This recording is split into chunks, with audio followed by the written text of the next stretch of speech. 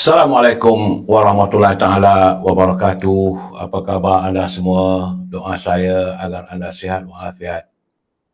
Saudara, apa khabar? Kita berjumpa seperti biasa, saudara. Doa saya agar anda sentiasa sihat walafiat, ya saudara.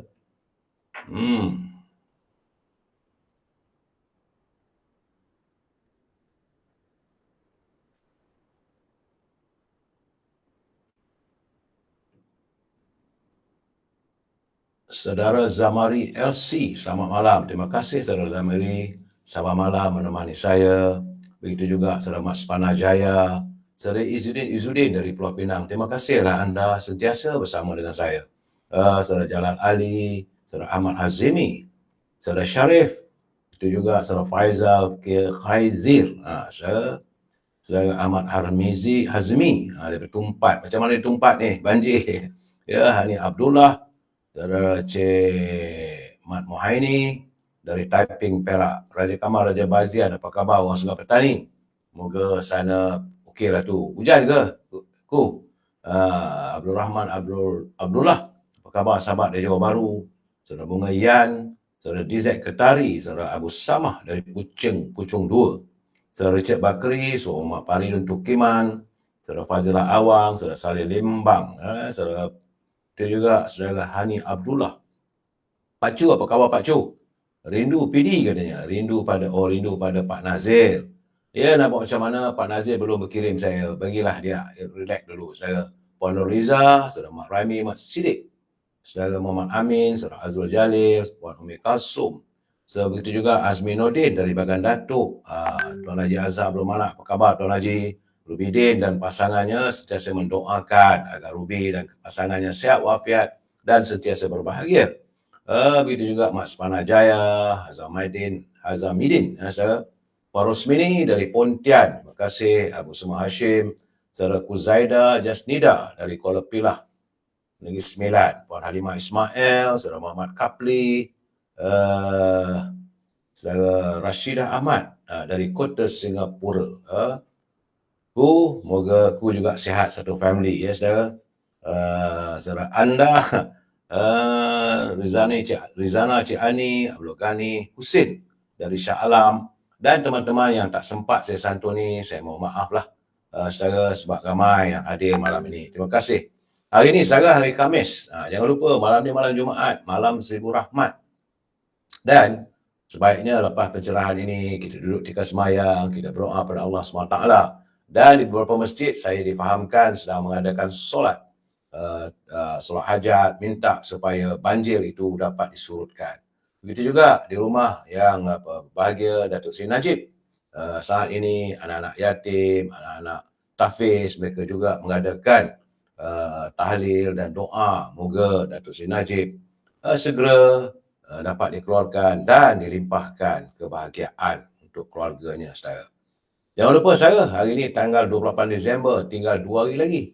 Tirai 2023 akan tertutup dan terbukalah tahun baru 2024. Samping itu juga, saudara, tinggal 74 hari untuk kita menanti kehadiran Fajar Ramadan. Namun dalam keadaan begini, hari ini sudah masuk hari yang ke-1373, saudara. Virus tersebut masih berlegar lagi, belum ada usainya.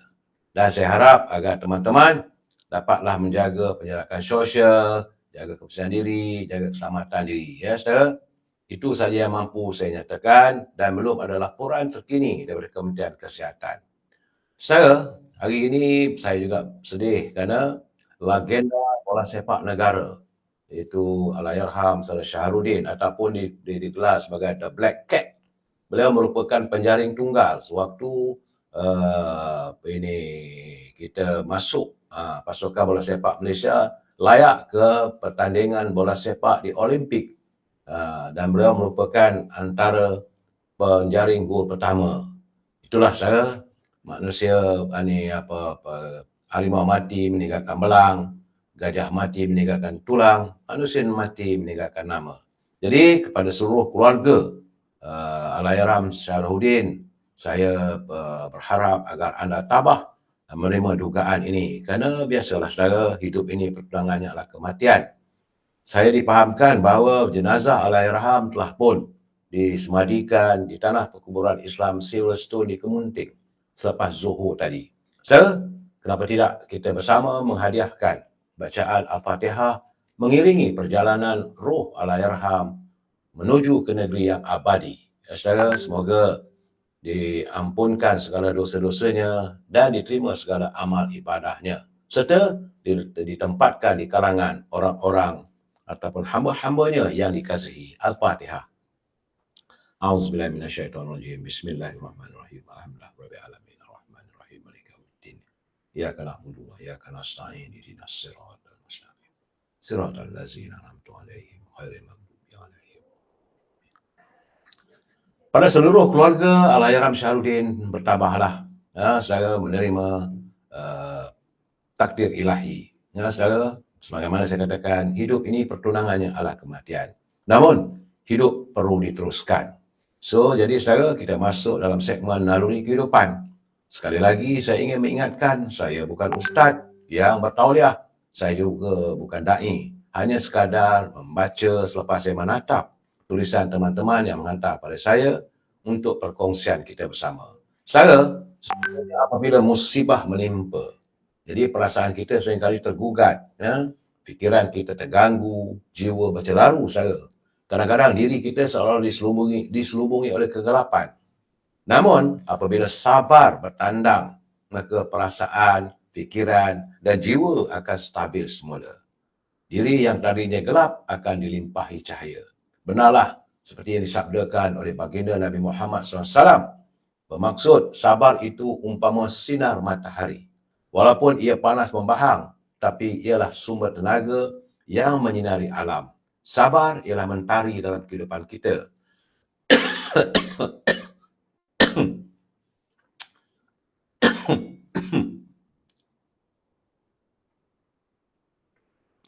Dan tanpa sabar, kita sentiasa selamanya berada dalam kegelapan. Dalam Islam, sabar itu terbagi pada 3, iaitu sabar dalam menunaikan perintah Allah, sabar dalam meninggalkan larangan Allah, dan sabar dalam menghadapi musibah ataupun ujian daripada Allah. Kerana dari pembagian sabar itu sajalah sudah cukup untuk membuktikan bahawa tanpa sabar kita tidak akan dapat mencapai matlamat ubudiyah ataupun penghambaan kepada Allah SWT. Dengan sabar, kita akan mendapat kebahagiaan di dunia dan akhirat. Sementara sabar, tanpa sabar, kita akan kehilangan segalanya. Sabar dalam mentaati perintah Allah bukan mudah untuk melakukan ketaatan. Kerana ketaatan itu adalah sesuatu yang tidak disenangi oleh hawa nafsu yang ada dalam kita sendiri. Jadi usahakanlah untuk melakukan ketaatan. Jadi samalah seperti berperang dengan diri sendiri. Namun bagi orang yang sabar, ia melihat bahawa ketaatan itu umpama ubat. Pahit, tapi itulah yang menyembuhkan. Sabar dalam meninggalkan larangan Allah, walaupun meninggal larangan maksiat, tidak memerlukan tenaga berbanding melakukan ketaatan yang memerlukan tenaga. Namun, para ulama menyatakan bahawa meninggalkan maksiat itu jauh lebih berat daripada melakukan ketaatan. Jadi, dalam pergaulan sama manusia, apa-apa yang dilarang ataupun diharamkan adalah lebih baik dan lebih utama untuk dilaksanakan berbanding dengan apa yang disuruh. Itu juga sabar dalam menghadapi musibah. Sabar jenis yang ketiga ini berada di luar ikhtiar manusia. Taat dan maksiat masih tergantung pada kehendak manusia. Masih boleh membuat pilihan. Tapi musibah yang datang terus daripada Allah. Manusia tidak mampu menahan musibah. Dalam hidup ini, kita sering berlaku sesuatu yang tidak kita ingini dan tidak dijangka apatah lagi diharapkan. Maka ketika itu, hanyalah dengan sabar kita boleh berdepan dengannya, saudara. Apa yang berlaku dalam hati kita sebenarnya lebih penting berbanding dengan apa yang berlaku di luar diri kita. Jadi, jika sifat sabar sudah tersemat dalam hati, musibah dari luar yang sebesar apapun akan dapat kita hadapi dengan sebaik-baiknya, saudara. Ingat, saudara, itulah seketika dalam segmen naluri kehidupan. Kita santuni mutiara kata, saudara. Mutiara kata ini menyatakan, lakukan apa sahaja yang baik dan jujur untuk mendapatkan kepercayaan. Kerana kepercayaan jauh lebih berharga daripada pujian semata-mata, saudara. Kebahagiaan sebenarnya ialah dapat juga membahagiakan orang lain tanpa mengharapkan apa-apa balasan. Itulah kebahagiaannya, saudara. Baik, saudara, kita terus tetap mengingatkan pimpinan negara agar jangan berbelanja wang negara tanpa had kerana kita bimbang seandainya wang negara dibelanjakan tanpa had, negara boleh muflis. Kepada teman-teman yang menyunting semula live saya ini, saya tak marah, saya tak melarang. Bila anda sunting, anda masukkan dalam mana-mana channel, itu tidak masalah. Ya. Saudara Puan Hajah Comel-Comel, begitu juga Zari dari Pasir Mas Kelantan, So Ibni, Tok Moh. Saya ingin menjelaskan pada anda, apa saja yang anda sunting, anda masukkan dalam mana-mana channel, itu menjadi tanggungjawab anda. Saya tak mampu untuk memantau setiap suntingan anda. Ingat, ini adalah pencerahan politik, matlamatnya sekadar memberi informasi, dan bila saya memberi pandangan, kita mesti berpegang pada prinsip. We must agree to disagree. Kita mesti bersetuju untuk tidak bersetuju. Kalau tak bersetuju, tidak ada masalah pada saya. Bersetuju, alhamdulillah. Tapi jika anda nak menyantuni, anda menghantar kiriman kepada saya, gunakanlah bahasa-bahasa yang harmonis. Kerana kita adalah warga cinta damai, saudara. Baik, saudara. Itu peringatan saya yang perlu saya nyatakan setiap hari. Supaya jangan salah faham, saudara. Dan awalan ini seperti biasa, saya harus melaporkan keadaan cuaca. Kerana ribut petir, hujan lebat dan angin kencang dijangka berlaku di negeri Perak, iaitu di Hulu Perak, di kawasan Manjung, Kinta, Perak Tengah, Kampar, Bagan Datuk dan Hilir Perak. Di Kelantan adalah di kawasan Jeli, Tanah Merah, Macang dan Kuala Kerai. Sementara di Terengganu Utara iaitu kawasan Besut dan Kemaman. Di Pahang iaitu di Jerantut dan Maran. Sementara di Selangor iaitu kawasan Kelang, Petaling, Kuala Langat dan Sepang. Begitu juga di Wilayah Persekutuan Putrajaya. Negeri Sembilan iaitu di Jelebu, Seremban, Port Dickson, Kuala Pilah, Rembau dan Tampin. Di Melaka juga dilaporkan ribut petir, angin kencang akan berlaku. Sementara di Johor, saudara, itu di Tangkak, di Muar, Batu Pahat dan Pontian. Bagi teman-teman yang tinggal di Sarawak, khususnya kawasan Kapit, iaitu di Belaga dan di Miri, itu di Telang Usan dan Marudi, harus berhati-hati kerana diramalkan bahawa hujan, ribut petir boleh berlaku, saudara. Tumpuan angin dijangka berlaku di selatan Semenanjung, barat Sarawak, saudara. Di selatan Semenanjung dan juga barat Sarawak mulai hari Sabtu, lusa, saudara. Kerana penumpuan angin dijangka berlaku di selatan Semenanjung, barat Sarawak daripada hari Sabtu hingga 4 Januari. Wih, lama, saudara. Dan ini adalah berdasarkan analisis daripada model-model cuaca oleh Jabatan Meteorologi Malaysia. Laporan harian bencana yang dikeluarkan oleh Agensi Pengurusan Bencana Negara NADMA memaklumkan keadaan itu boleh menyebabkan peningkatan kelembapan yang berpotensi membawa hujan berterusan di kawasan tersebut. Sementara itu, di negeri lain, ribut petir berserta hujan lebat dan angin kencang berpotensi berlaku pada sebelah petang sehingga malam. Itu menurut laporan daripada Jabatan Kaji Cuaca. Ya teman, sekarang kita ni dalam keadaan monsun timur laut. Berhati-hatilah, saudara. Baik, NADMA melaporkan bahawa jumlah banjir ada lebih kurang 26,000 mangsa jahat banjir di 5 negeri setakat jam 8 malam tadi, saudara. Iaitu di Kelantan, Terengganu, Pahang, Johor dan Sabah. Katanya sejumlah 26,827 mangsa dilaporkan sehingga jam 12 tengah hari tadi, saudara. Berbanding cuma 25,849 orang semalam. Jadi berdasarkan laporan harian bencana Agensi Pengurusan Bencana Negara NADMA, ia membabitkan sejumlah 8,486 keluarga yang ditempatkan di 130 pusat pemindahan sementara. 3 daerah yang paling teruk kata NADMA ialah Pasir Mas di Kelantan. Sejumlah 18,000 mangsa daripada 5,958 keluarga. Begitu juga di Dungun, Terengganu, terdapat 2,966 mangsa. Tumpat di Kelantan 1,732 mangsa. Jadi 13 daerah lain yang terjejas akibat banjir ialah di Kuala Kerai, di Tanah Merah, Kelantan dan serta Stew di Kuala Terengganu, Marang, Hulu Terengganu, Kemaman dan juga di Marang. Daerah lain ialah Jerantut dan Kuantan di Pahang. Segamat dan Mersing di Johor serta Pitah di Sabah. Namun jumlah PPS yang dibuka berkurang berbanding 185 buah semalam. Saya difahamkan terdapat 3 kematian akibat banjir monsun timur laut direkodkan, membabitkan seorang kanak-kanak lelaki di Kota Baru, Kelantan pada 26 November lalu. Selain itu, seorang kanak-kanak perempuan juga direkodkan menjadi korban banjir di Pasir Mas Ahad lalu dan di Pasir Mas, Kelantan. Juga semalam, dua-dua kejadian itu berlaku di Pasir Mas. Selain itu, menurut NADMA terdapat 87 institusi pendidikan masih dijadikan pusat pembinaan sementara, membabitkan 68 sekolah rendah, 18 sekolah menengah. Dan tentulah sekolah tersebut tak dapat nak digunakan saya. Bagaimana betul kata Jabatan Meteorologi Malaysia, kini sudah pun mengemas kini amaran hujan berterusan pada tahap waspada membaikkan Pahang dan Johor. Jadi di Pahang, Johor berhati-hati saya. Kerana berdasarkan analisa model cuaca, penumpuan angin dijangka berlaku saya. Ini harus diambil perhatian. Dan terdapat 9 sungai yang mencatatkan kenaikan paras airnya melebihi paras bahaya saya, iaitu di Sungai Pahang, di Kuala Sungai Cini, itu di Pekan, Paluh Inai di Pekan dan Waterfront di Perak.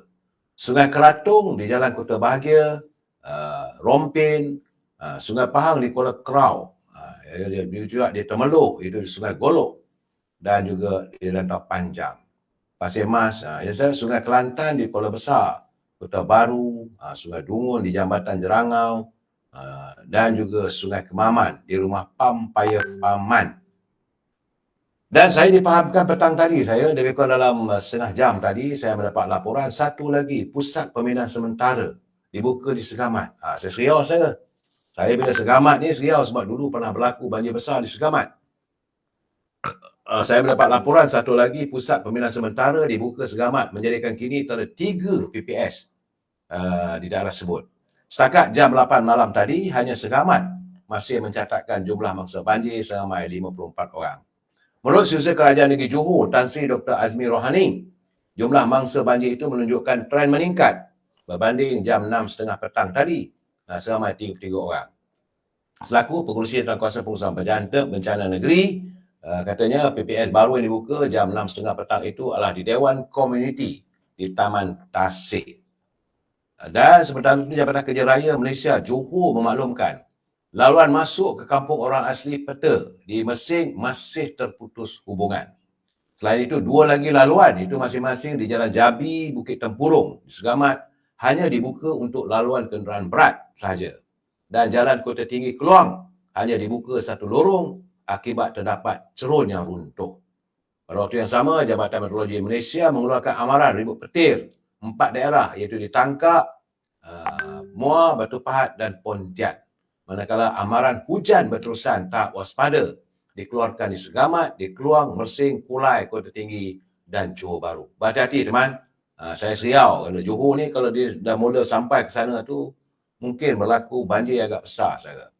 Bagaimanapun saya agak bersyukur kerana banjir di Sabah, iaitu mangsa di Paitan, telah pun pulih dan mereka semua telah pun dibenarkan pulang. Mereka yang ditempatkan di PPS Paitan sudah dibenarkan pulang dan PPS ditutup di situ. Baik, saudara.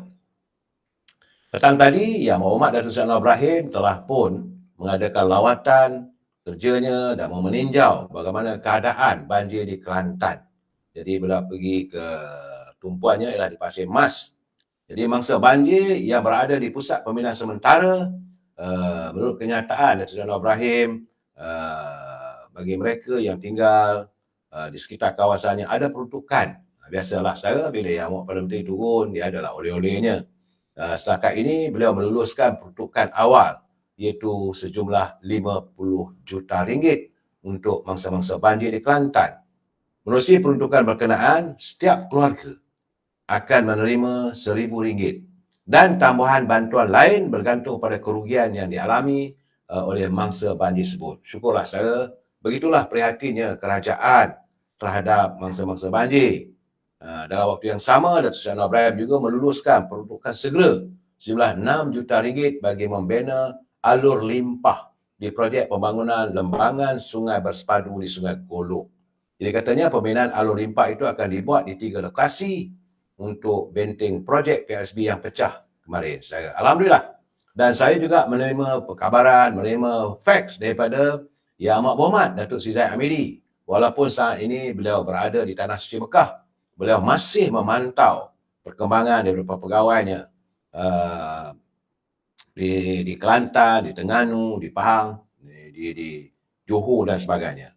Menurut Timbalan Perdana Menteri, iaitu Datuk Zahid Hamidi, beliau mengarahkan semua kementerian memberikan bantuan kepada mangsa banjir kerana katanya kebajikan rakyat adalah menjadi tumpuan utama tanpa mengira fahaman politik.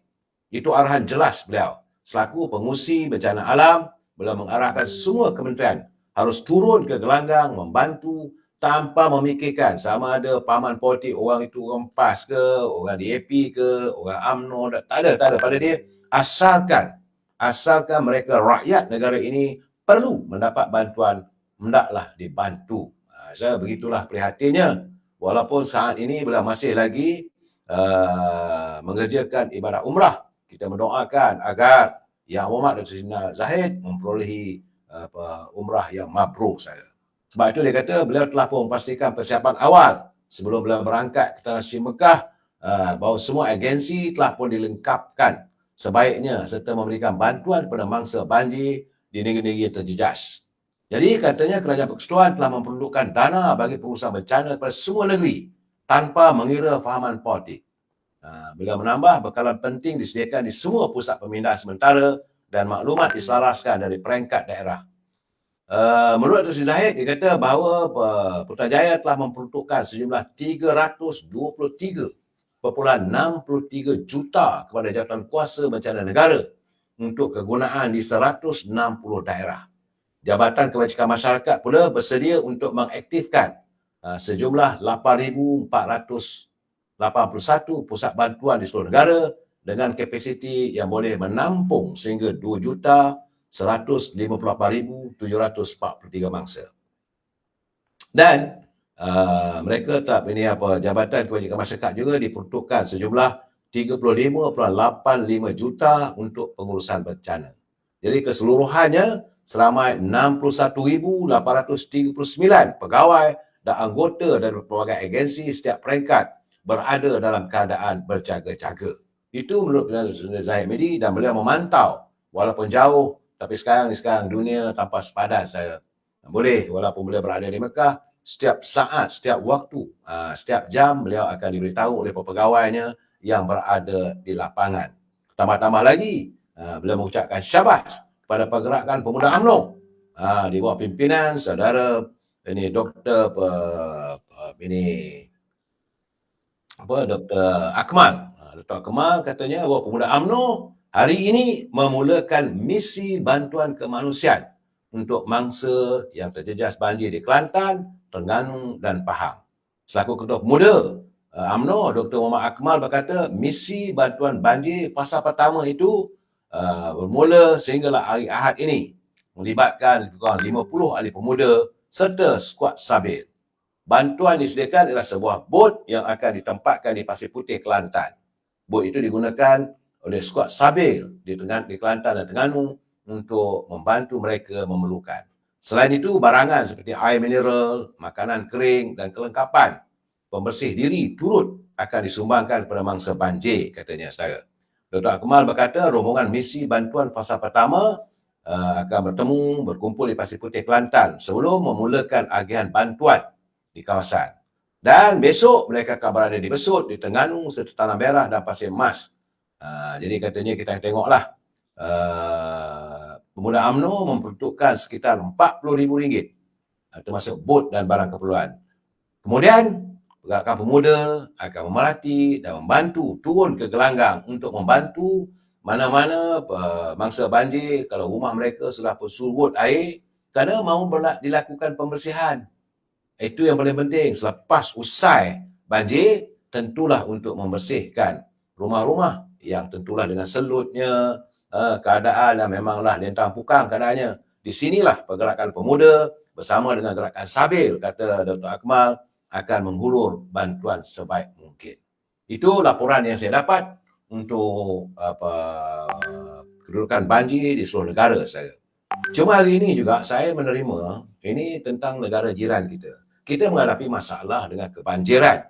Banjir air, tapi ada juga kebanjiran pendatang asing, terutama Rohingya. Dan di Indonesia, saya difahamkan ratusan pelajar dari pelbagai universiti di Aceh. Mereka mengadakan perkumpulan, meminta agar kerajaan segera mengusir warga Rohingya yang menumpang berteduh di kawasan-kawasan dalam kawasan daerah Aceh. Nampak guys, mereka tidak mahu sama sekali menerima kehadiran warga daripada Rohingya kerana mereka merasakan ini merupakan ancaman keselamatan, ancaman budaya dan sebagainya. Jelas saya di Indonesia tidak tertakluk dalam lingkaran UNHCR berhubung tentang pelarian perang ataupun orang datang daripada orang hanyut lah kata saya.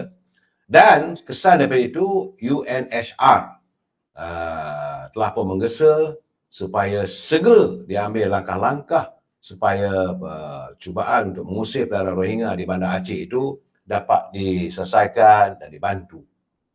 Sebabnya saya melihat daripada pelajar-pelajar yang turun ke lapangan, mereka menolak sama sekali. Kita di sini, kita kadang-kadang kita berdiam diri. Memanglah kita ada simpati kita pada mereka. Tetapi dalam keadaan waktu yang sama, bila kita tempatkan mereka satu kawasan, ini mendatangkan banyak masalah. Bila ada juga kalangan mereka ini yang bukan Islam pun mereka menyamar sebagai orang Islam, minta sedekah, datang ke Kuala Lumpur, kononnya pakai lebay, pakai baju Melayu, bawa kitab suci Al-Quran. Tapi bila kita suruh mengucap, dia tak boleh mengucap. Itu yang berlaku kita mengharapkan agar pihak berwajib dapat memantau persoalan ini. Ini yang dikatakan bahawa macam mana di Aceh, mereka tak maulah masalah ini dihadapi mereka. Sebab, memang kita begitu simpati. Orang Melayu ni jiwanya halus. Terlalu cukup mudah bersimpati dengan orang. Tapi hinggakan kadang-kadang orang mengambil kesempatan. Akhirnya jadi masalah. Macam mana saya bercakap 2-3 malam lepas, apa jadi di Bukit Maulud, di Langkawi, apa berlaku di Jalan Silang, apa berlaku di Sungai Buloh, apa berlaku di Pasar Selayang. Mereka datang sebagai pelarian apabila menghadapi masalah di negeri masing-masing. Tapi kita tidak menyediakan tempat, sepatutnya dipikirkan. Macam dulu, kita menghadapi masalah pendatang pelarian daripada Vietnam. Sebelum mereka dihantar ke negara ketiga, mereka ditempatkan, tak silap saya, di Jalan Seremban, dekat Salak Selatan. Ada penempatannya Dan sekarang dah tutuplah, semua dah tak ada dah. Sepatutnya kita harus memikirkan bagaimana pelarian-pelarian ini dapat ditempatkan. Tapi bagaimanapun, bila mereka berada di sini, kita kena tanggung makan pakainya, kadang-kadang membawa penyakit. Dan apabila mereka berkeliaran, berada di pasar borong, berniaga pula tu ini yang tak betul. Dan saya harap agar pihak berwajib dapat melihat, memantau persoalan-persoalan seperti ini. Baik, kita lihat pula apa berlaku pada nasib saudara-saudara kita, umat Islam, khususnya di Gaza.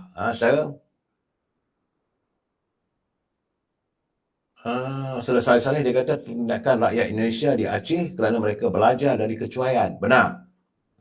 Kerana kata Rosli Zani, mereka ni mudah besar kepala. Itu yang kadang-kadang kita dengar dalam media sosial sebagainya. Terima kasih saudara Abu Ahmad, sekuntum mawar merah untuk saya. Begitu juga Sobat Marasidi. Bila anda menghantar mawar merah pada saya, besar hati saya. Baik, dari Gaza, saya nampak ketegasan Presiden Turki, Recep Tayyip Erdogan begitu jelas dan lantang apabila beliau menyelar rejim Zionis pimpinan Benjamin Netanyahu yang berterusan melakukan kekejaman ke atas rakyat Palestin, seolah-olah seperti juga bekas Perdana Menteri pemimpin Adolf Hitler. Erdogan menyamakan serangan Israel ke atas Gaza dengan layanan Nazi terhadap orang Yahudi. Kekejaman dilakukan Netanyahu tiada bezanya dengan dilakukan oleh diktator Nazi. lantang saudara. Erdogan bila turut mengulangi kritikan berkaitan sokongan Barat terhadap Israel. Katanya Turki bersedia untuk mengalu-alukan ahli akademik dan saintis yang menghadapi penginayaan kerana pandangan mereka terhadap konflik di Gaza. Tiada beza yang dilakukan Netanyahu dengan Hitler. Adakah apa yang dilakukan Netanyahu itu kurang daripada Hitler? Tapi masalahnya dia menerima sokongan dari negara Barat. Jadi dengan semua sokongan ini, apa yang telah mereka lakukan kepada lebih 20,000 penduduk Gaza yang terkorban. Saya nampak Presiden Erdogan ni memang dia terus betul bersuara lantang tanpa memikirkan soal keselamatan dan sebagainya.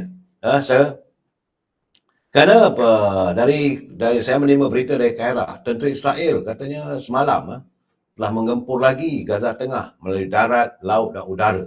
Dan pihak berkuasa Palestin melaporkan puluhan kematian termasuk 20 orang pihak sana hanya dalam satu serangan. Nampak gayanya saudara, Israel masih lagi berterusan semakin ganas untuk menghapuskan Hamas. Biarpun gesaan antara bangsa saudara untuk gencatan senjata semakin meningkat di tengah-tengah krisis kemanusiaan. Saudara, Kementerian Kesihatan Gaza menyatakan serangan udara Israel membunuh 20 rakyat Palestin. Perhampiran Hospital Al-Amal di Khan Younis di selatan semenanjung Gaza. Dia semua penjuru, saudara, mereka menyerang. Begitu juga gangguan telekomunikasi. Jadi rakyat di Palestin, di bumi Gaza, tak ada tempat yang selamat untuk mereka, saudara. Walaupun bangsa-bangsa bersatu berkali-kali menekankan supaya dilakukan gencatan senjata, tapi tidak, saudara. Ledakan demi ledakan bom terus dihalakan ke tengah-tengah bandar Gaza. Dan hari ini WHO memberi amaran bahawa penduduk Gaza kini berada dalam bahaya yang sangat besar kerana mereka sekarang ini diancam krisis kebuluran. Ini kerana mereka dalam keadaan yang teruk untuk mendapatkan makanan. Dan seluruh wilayah Palestin yang dilanda perang, warga Palestin sekarang ini diancam kebuluran, saudara. Tak ada makanan nak dimakan. Sistem penjagaan kesihatan di semenanjung Gaza juga semakin teruk. Hanya 15 daripada 36 hospital yang berfungsi. Menurut Ketua Pengarah WHO, Dr. Tedros Adhanom Ghebreyesus, beliau menggesa agar masyarakat antarabangsa untuk mengambil langkah segera untuk mengurangkan bahaya besar yang dihadapi oleh penduduk Gaza. Beliau berharap krisis di Palestin tidak menjejaskan keupayaan petugas kemanusiaan untuk membantu individu yang cedera teruk, kelaparan dan berisiko tinggi dengan penyakit, saya. Jadi keadaan begitulah sekarang ni, saudara. Palestin mengalami ancaman yang paling teruk kerana makanan sudah tak ada dan besar kemungkinan berkebuluran. Tambahan pula sekarang ni musim sejuk. Jadi kita mengharapkan bantuan-bantuan yang kita kirimkan melalui dia sampai di Mesir itu dapatlah diagih-agihkan. Sekarang saya melihat bahawa masih belum ada tanda-tanda damai. Belum ada tanda-tanda damai di Palestin, saudara. Itulah keadaan saya. Saudara Jaafar Awang kita biar sikit bersimpati tapi banyak tidak bersimpati. Itu keadaan di Gaza, saudara. Baik, saudara. Kita baliklah ke negara kita. Negara kita pun masih lagi berbalah. Kita masih lagi dalam keadaan kedudukan politik yang tidak tenteram sebab ada pihak-pihak yang mahu mencetuskan ketidakstabilan dalam politik. Bagaimanapun saya berterima kasih dan menyanjung penghormatan kepada Menteri Perumahan dan Kerajaan Tempatan Ngah Komeng kerana beliau membayangkan bahawa pilihan raya pihak berkuasa tempatan PBT yang begitu banyak dipercakapkan, katanya bahawa dalam tempoh 4 tahun mendatang ini ia tidak akan diadakan. Dia kata mengenai pilihan raya PBT, jawapan saya konsisten. Keutamaan Kementerian Perumahan dan Kerajaan Tempatan pada waktu ini adalah untuk memberi fokus kepada 7 agenda dan saya umumkan pada hari pertama saya memikul amanah dan tanggungjawab sebagai menteri. Itu yang paling penting untuk menyediakan kawasan perumahan dan sebagainya. Dan begitu juga Menteri Jabatan Perdana Menteri bagi beberapa persekutuan, Dr. Zaliha Mustafa, beliau masih lagi konsisten dengan kenyataannya bahawa beliau tetap tidak akan mengizinkan pilihan raya PBT yang dimansuhkan kuasa-kuasanya pada 1976 diadakan. Beliau tak mahu perkara itu dapat dilaksanakan. Dalam waktu yang sama, Saya ucapkan terima kasih kepada Dr. Zaleha kerana beliau menyatakan bahawa secara prinsipnya itu pihak yang bermasalah dengan Yayasan Pendidikan Tunku Abdul Rahman Tak Kolej, secara prinsipnya mereka tiada halangan untuk membenarkan penduduk untuk terus berada di Kampung Setia Jaya di setapak, sementara isu penempatan mereka dapat diselesaikan. Inilah tugas menteri, campur tangan segera. Kerana penduduk-penduduk di Taman Setia Jaya itu telah mendapat surat pengusiran. Jadi bila menteri campur tangan, dia hadir, nasi politik pada menteri juga hadir, begitu juga wakil rakyat di kawasan tersebut hadir, dan tidak ada masalah yang tak boleh diselesaikan. Jadi kata Dr. Zaleha, prinsipnya tiada halangan untuk membenarkan penduduk untuk terus berada di Kampung Setia Jaya setapak, sementara isu penempatan mereka diselesaikan. Jadi secara keseluruhannya katanya dia mendapati perbincangan tersebut merupakan satu perbincangan yang positif dan beliau yakin bahawa isu tersebut dapat diselesaikan dengan baik setelah tertangguh selama lebih 30 tahun. Saudara, isu ini Taman Kampung Setia Jaya ni saudara, ini bukan zaman kerajaan perpaduan. Ini wujud dah 30 tahun dulu. Dan kalaulah mereka sekarang ni menuduh, mengatakan bahawa akan jadi macam mana di Palestin, mereka juga pernah berada dalam kerajaan. Ada yang pernah jadi Perdana Menteri, ada jadi Menteri, Menteri Undang-Undang. Kenapa mereka tidak menangani persoalan ini? Nampak guys sekarang ni saya melihat begitu murninya hati jiwa Dr. Zaleha. Campur tangan, begitu juga dengan wakil rakyatnya, saya iaitu wakil rakyat kawasan Wangsa Maju, Zahir Hassan, bersama-sama dengan sisa politik Perdana Menteri Datuk Azman Abidin, mereka berusaha untuk menyelesaikan masalah tersebut. Jadi saya haraplah agar berita ini memberi sedikit ketenteraman pada warga yang tinggal di Kampung Setia Jaya. Dan saya haraplah perundingan itu dapat segera dicapai, terutama sekali nak tunggu kekal di kampung itu susah juga saudara, sebab tanah itu telah pun dianugerahkan kepada lembaga Tak Kolej, bukan kerajaan hari ini. Mengikut undang-undang mereka punya hak, tetapi perundingan berjalan dengan baik. Jadi pihak kaunsil Tak Kolej ni mereka mengatakan tak apalah, sementara mencari titik pertemuan, persoalan bagaimana untuk menyelesaikan masalah penduduk di Kampung Setia Jaya secara dapat diselesaikan. Itulah caranya saudara. Cuma hari ini saudara, saya berkali-kali saya katakan, antara Cikgu Bat, ni usaha apabila bahawa Nek Nazmi telah pun menghantar surat tuntutan kepada Cikgu Bat, ini berhubung salah faham. Jadi kabarnya Menteri Sumber Asli dan Kelestarian Alam Nek Nazmi Nek Ahmad telah pun menyerahkan surat tuntutan kepada Ahli Jawatankuasa Penangan Parti PBM, itu Badrul Hisham Syahrin, itu Cikgu Bat. Dia memohon menuntut permohonan maaf secara terbuka berhubung dakwaan kes rasuah rancangan Tempatan Banjir bernilai lebih 16 bilion yang didedahkan oleh Cikgu Bat. Bagi saya mudah saya dalam keadaan begini elok adakan pertemuan, berbincang. Cikgu Bat pun bukan tak kenal dengan Nek Nazmi, sama-sama dulu mereka dalam Parti Keadilan. Jika benar ada kebejatan, ada salah guna kuasa, dedahkan pada menteri. Mungkin menteri tahu, mungkin menteri tak tahu, tapi bila menuduh, macam saya lihat apa yang berlaku pada ini Dr. Mastura daripada PAS yang menuduh itu akhirnya berakhir dengan saman di mahkamah. Sampai bila kita nak melihat secara orang kita tak habis-habis, orang politik ni masih lagi berlarutan di mahkamah, satu demi satu. Isunya, kau tuduh aku jawab. Aku tuduh kamu jawab. Tak selesai saya. Negara perlu move on ataupun perlu kehadapan. Tapi kalau berterusan, berbalah begitu, mana nak cari titik pertemuannya? Benar masing-masing cuba menegakkan kebenaran masing-masing. Tapi bagi saya sekarang ni, dalam tempoh sekarang ni, sewajarnya kita mengurangkan politik. Dan saya haraplah kalau boleh, sebagai orang tua saya ni, kalau boleh saya lebih suka melihat perdamaian antara Cikgu Bat dengan Nek Nazmi. Kalau ada titik pertemuan, berjumpalah, berbincang. Tak payahlah tuduh-menuduh. Kalau ada ini kebejatan, ada elemen-elemen rasuah, terus jumpa. Kalau dia tidak isu itu tidak ditangani, buat laporan polis, buat laporan SPRM sebab kedegilan.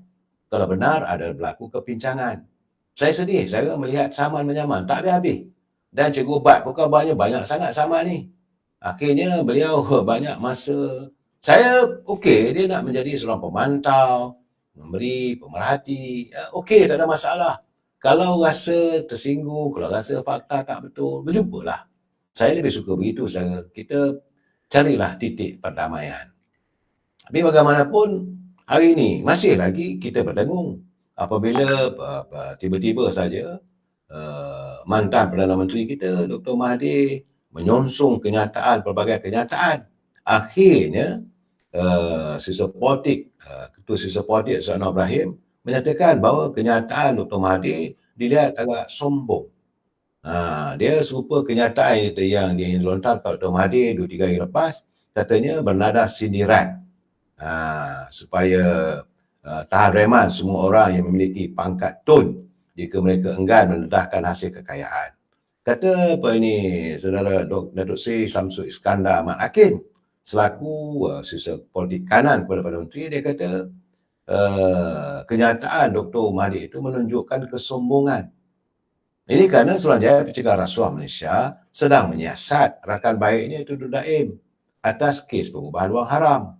Jadi semua orang, termasuk mereka yang memiliki pangkat tun, tidak berada di atas undang-undang katanya. Tidak siapa, no one is above the law, saudara. Tidak ada siapa pun mengatasi undang-undang. Umum mengetahui mengapa Dr. Mahathir membuat kenyataan sebegini. Kerana kata dari saudara Datuk Seri Samsul Iskandar, dia sememangnya tidak senang dengan Dr. Anwar Ibrahim sejak tahun 1998 lagi. Ya, saudara. Jadi kerana keengganan Dr. Anwar Ibrahim ketika itu menjadi Menteri Kewangan untuk menyelamatkan syarikat-syarikat milik anak-anaknya. Dan sekarang dia dah mula terbuka 151. Ini yang tidak menyenangkan kita, malu kita sama Melayu berbalah. Itu Dr. Mahathir pun sepatutnya tak payahlah nak komen. Biarlah masing-masing kita ada jabatan ataupun pegawai-pegawai kuasa, biarlah mereka melakukan tugas dengan baik. Sebab saudara apabila dilaporkan oleh media, Dr. Mahathir menindir, saudara, dia kata dia bersetuju mereka yang pangkat tun juga perlu disiasat sekiranya gagal menjelaskan sumber kekayaan mereka. Itu kenyataan bagi saya berupa sindiran, bukan satu keikhlasan. Semua orang tahu Dr. Mahathir cara dia bila bercakap tu penuh dengan sindiran. Saudara Azminuddin kata mereka tak heran kena saman. Katanya kalau pemain media sosial kena saman dan sebagainya, kata Azminuddin, mereka tak heran sebab parti mereka akan mempertahankan. Jadi dalam keadaan begitu, saya kenyataan daripada saudara Samsul Iskandar memang jelas bila dia menyanggah kenyataan Dr. Mahathir. Sebab itu dia minta, kalau itu keadaannya, Dr. Mahathir minta diri jadi siasatlah. Dan sudah sampai masanya agar Badan Pencegahan Rasuah SPRM juga menyiasat Dr. Mahathir. Apa ada masalah? Mantan Perdana Menteri daripada UMNO, Datuk Seri Najib masih lagi sekarang ni berada di belakang jeruji besi. Kita tidak akan mau bertolak ansur kalau Dr. Najib boleh kena, Tasimuddin pun kena siasat, apakah Dr. Mahathir tak boleh disiasat? Kalau ada sesuatu yang berlaku ataupun kecurangan ataupun sebarang salah guna kuasa.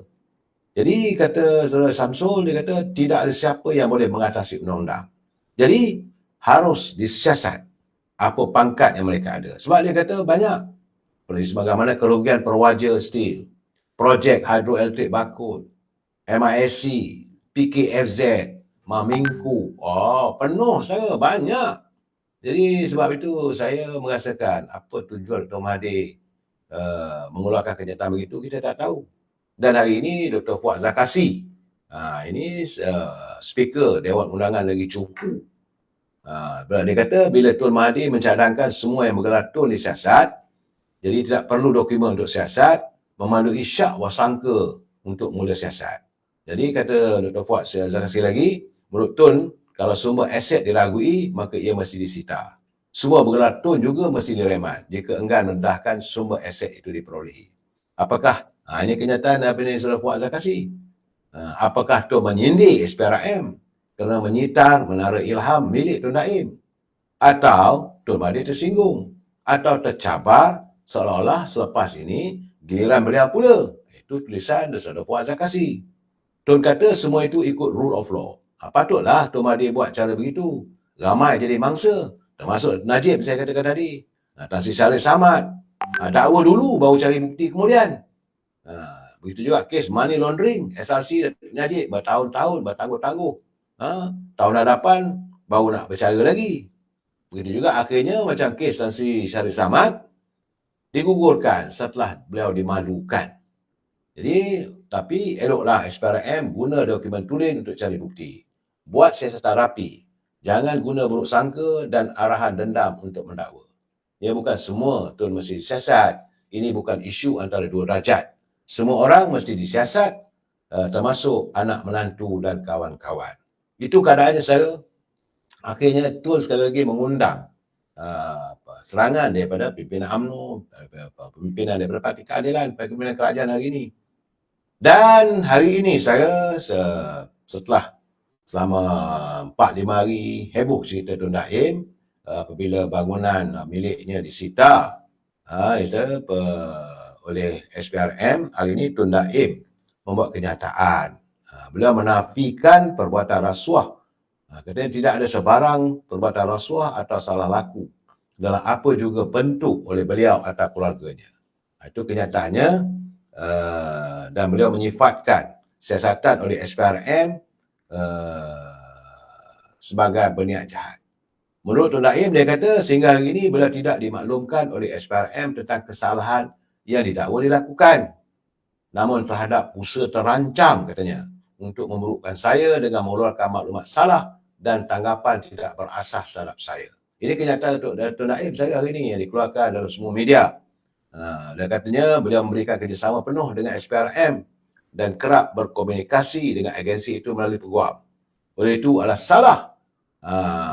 salah nyata bagi sumber SPRM untuk mendakwa bahawa saya tidak membuat pendedahan yang betul mengenai butiran kewangan yang dituntut oleh SPRM. Saya mengulangi katanya bahawa semua yang diminta secara bertulis oleh SPRM telah didedahkan dan mengikut undang-undang katanya. Beliau turut mengkritik yang membawa Perdana Menteri Datuk Seri Anwar Ibrahim kerana didakwa mengeluarkan kenyataan tanpa asas berhubung siasatan itu untuk memburukkan kredibilitinya. Katanya lah saya. Jadi katanya tindakan sesuai akan dia ambil.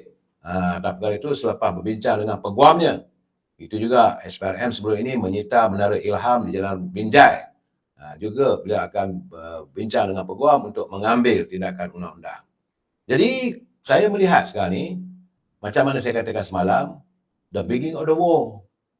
Political war lah, bukan perang secara pribadi, peperangan politik sedang terbina antara Dr. Naim dengan Perdana Menteri.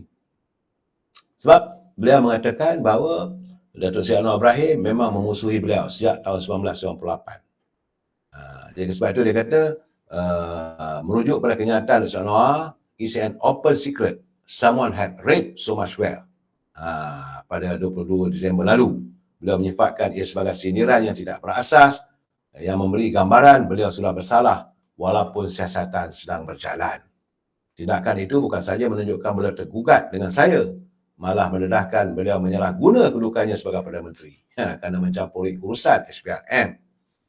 Jadi beliau turut mendedahkan SPRM tidak pernah mendedahkan kesalahan yang didakwa terkait dengan dirinya meskipun sudah membangkitkan persoalan itu secara bertulis kepada badan penguatkuasa terbabit.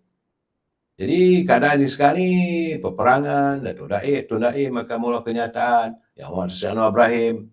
Cuma saya yakin bahawa dalam soal begini, Datuk Seri Anwar Ibrahim beliau tetap tegas untuk tidak berkompromi. Itu keadaan saya. Ini satu hal lagi saya, apa punya mengarut ni saya. Saya melihat ini satu lagi apabila, ini bagi saya mengarut dan agak kurang menyenangkan apabila Yang Berhormat Menteri Komunikasi Saudara Fahmi Fadzil mendedahkan katanya bahawa rakyat berhak untuk tahu bagaimana wang sejumlah 700 juta ringgit digunakan bagi iklan dan publicity yang dibelanjakan oleh dua kerajaan terdahulu. Itu yang kita mengarut ni segala. Bukan saudara Fahmi yang Fadil mengarut. Mengarut kalau wang sejumlah itu, sejumlah 700 juta digunakan bagi tujuan iklan dan publicity. Sedangkan saat-saat tersebut, rakyat berada dalam kesusahan. Negara berada dalam keadaan ekonomi yang merudum. Waktu zaman itu bagaimana ada juga rakyat yang bunuh diri. Ada rakyat yang hancur perniagaannya apabila dilakukan PKP dan sebagainya. Tapi kalau menurut saudara Fahmi, dia kata rakyat perlu tahu bagaimana 700 juta bagi untuk tujuan iklan dan publicity dibelanjakan oleh dua kerajaan terdahulu.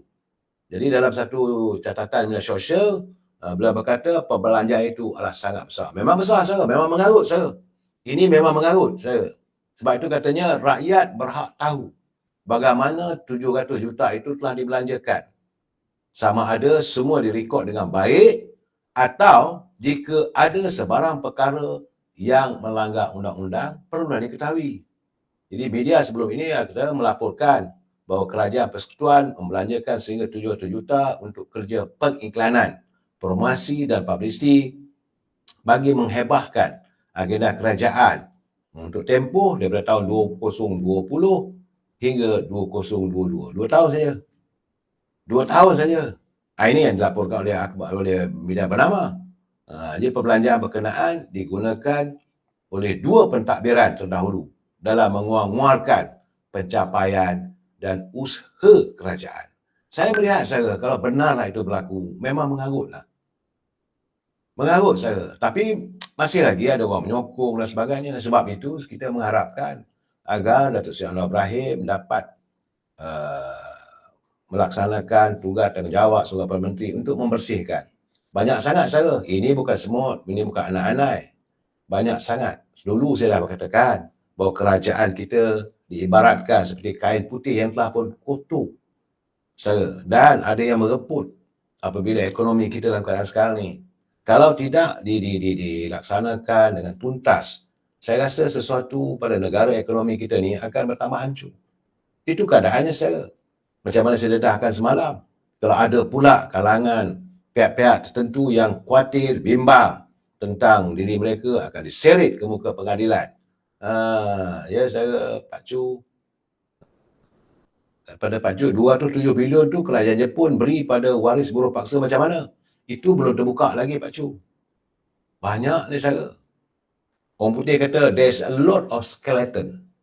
Banyak kerangka-kerangka yang tersembunyi di dalam almari. Kalau mengikut pernyataan yang Muhammad Presiden UMNO, dia kata banyak sangat bangkai-bangkai tikus yang tersembunyi. Ini yang berlaku secara. Jadi perlulah kita membantu Datuk Seri Anwar Ibrahim untuk menyelesaikan persoalan ini. Dan bila adanya usaha untuk menjatuhkan beliau melalui macam-macam usaha lah saya merasakan ini mengundang ketidakstabilan politik. Kalau ini berlaku, apa jadi pada negara kita? Pelabur-pelabur sudah pun standby. Tahun baru ni menjelang Januari, sekitar dalam 310 bilion pelabur-pelabur akan datang ke negara kita untuk membawa pelaburan. Tapi kalau ini tidak diselesaikan, tentulah mereka hilang keyakinan.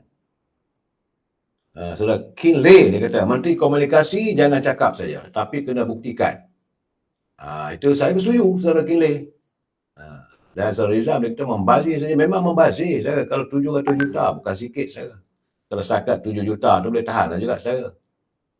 Tapi saya rasa kalau kita nak cari jalan untuk mempopularkan persoalan-persoalan bagaimana murninya kepimpinan, saya ingin mengajak teman-teman untuk menonton satu video yang dapat pada saya. Ini bagaimana murninya hati dan jiwa Ketua Pergerakan Pemuda UMNO Malaysia sewaktu menyambut perayaan Christmas baru ni. Saya terkesan saya sebab walaupun beliau beragama Islam, keturunan Melayu, beliau menyantuni. Saya rasa mungkin ini mungkin keluarga India tapi mereka beragama Kristian menyambut Christmas. Kalau ada video tu saya nak tengok, nak tayangkan saudara. Selamat malam, adik sihat? Merry Christmas, ha? Yalah, sorry lah, baru balik daripada Kuala Lumpur, lama. Sihat, Ma? Amas Ada sihat? suara? Sihat semua? Ini 12 datang Kari sudah siap. Kari sudah siap. Okey kak, dah makan semua? Ni the best chapati and best kari kambing di sini. Saya panggil kita pilot datang. Ini petang saya mau balik.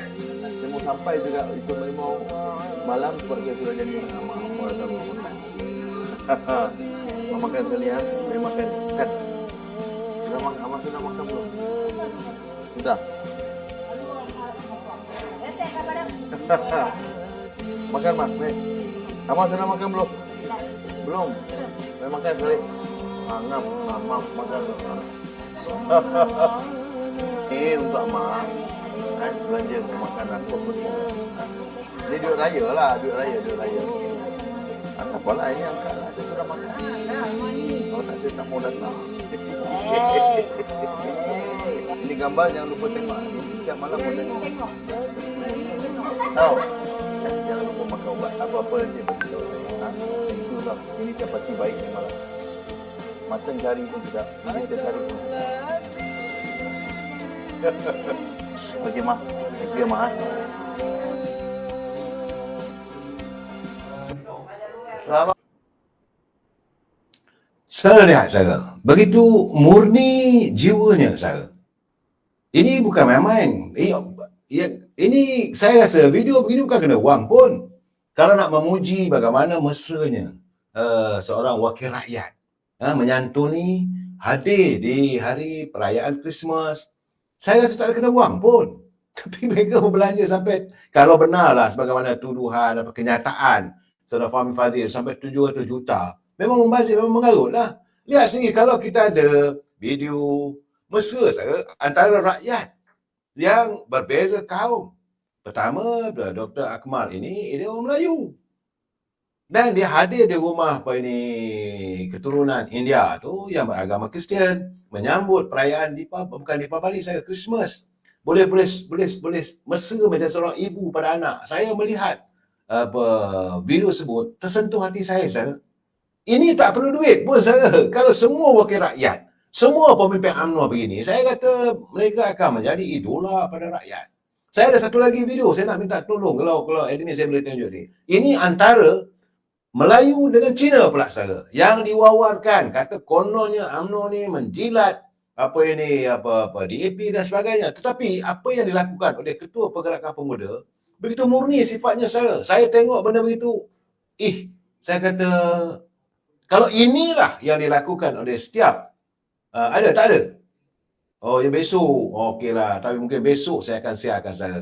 Kalau begitu sifatnya antara rakyat, sebab itu saya katakan antara pemimpin dan rakyat berpisah tiada.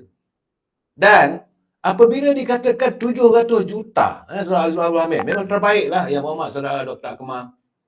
Saya tengok benda itu, saya menitik air mata saya. Kerana seorang anak manja, Dr. Akmal, Ketua Pergerakan Pemuda UMNO. Dan beliau menyantuni, dia panggil Amar ada ke? Dia pun sambut. Sampai tu nak balik tu, bagi pula duit raya, macam ampau lah saya. Dan saya lihat sendiri dia suap, lepas tu, makcik tu pun suap ke dia. Artinya, hubungan sebuah ukhuwah setara. Jangan lupa saudara, saya bila lihat itu, saya teringat cerita-cerita yang saya dapat, ada ustaz-ustaz cerita pada saya, di surah-surah dari masjid, bagaimana sikap Rasulullah. Apabila baginda Rasulullah dimaki hamun oleh wanita Yahudi di pasar di Madinah. Kerana setelah Rasulullah wafat, maka Sayyidina Abu Bakar As-Siddiq bertanya pada anaknya Aisyah, "Ya Aisyah, apakah lagi tindakan atau perbuatan Rasulullah yang tidak aku lakukan?" Aisyah kata, "Ayahanda, pergilah ke pasar. Ada seorang wanita Yahudi. Kerja dia memaki Rasulullah. Tapi baginda Rasulullah tetap menyuapkan mulutnya dengan roti." Jadi apabila Sayyidina Abu Bakar Siddiq pergi ke pasar melihat, memang benar ada seorang wanita Yahudi, kerja lain tak ada. Dia buta saya. Dia maki Rasulullah macam-macam lah. Tapi dia dengan lembutnya dia duduk bertempuh depan wanita Yahudi itu, dia ambil roti, dia suap. Mula-mula makan, okey. Suapan kali ketiga atau kedua, maka ditepis oleh wanita Yahudi itu. Dia kata, "Kamu pun sama juga. Tak betul orangnya." Selalunya yang hantar, yang menyuapkan pada aku, ini begitu lembut, sedap, enak aku rasakan. Maka di situlah Sayyidina Abu Bakar Siddiq menitiskan air mata. Dia kata, ibu, sebenarnya orang yang kamu caci itulah Nabi Muhammad SAW. Sedangkan aku ini hanyalah sekadar khalifahnya, adalah sahabatnya, bapa mertuanya. Tapi yang kamu maki itulah baginda Rasulullah. Jadi saudara, itu sifat sebagai umat Islam kita. Apa salahnya saya tengok tadi bila dia suap pada wanita India tu. The best dapati katanya, mungkin kambing ke ayam. Memang saya tengok, saya mengharapkan kalau tercernalah suasana begini di negara kita ini, inilah yang saya harapkan, hadir seorang pemimpin yang mulia hatinya dan tidak ada batas pemisah. Jangan bila nak pilihan raya baru pergi cari. Jangan waktu nak pilihan raya baru nak suap menyuap makanan. Ini tak ada, dia jadi wakil rakyat. Dia menyantuni rakyatnya, dia pergi merayakannya dan bagi makanan, suap menyuap. Saya tengok saya ucapkan tahniah dan syabas pada Ketua Pergerakan Pemuda. I'm proud of you. Sebagai warga UMNO, saya menyanjungi tinggi tentang apa yang anda lakukan. Semoga anda terus memimpin Pergerakan Pemuda dengan berhemah tapi tegas. Kita jumpa lagi besok saya. Wabillahi taufiq wa hidayah. Assalamualaikum warahmatullahi taala wabarakatuh. Selamat malam.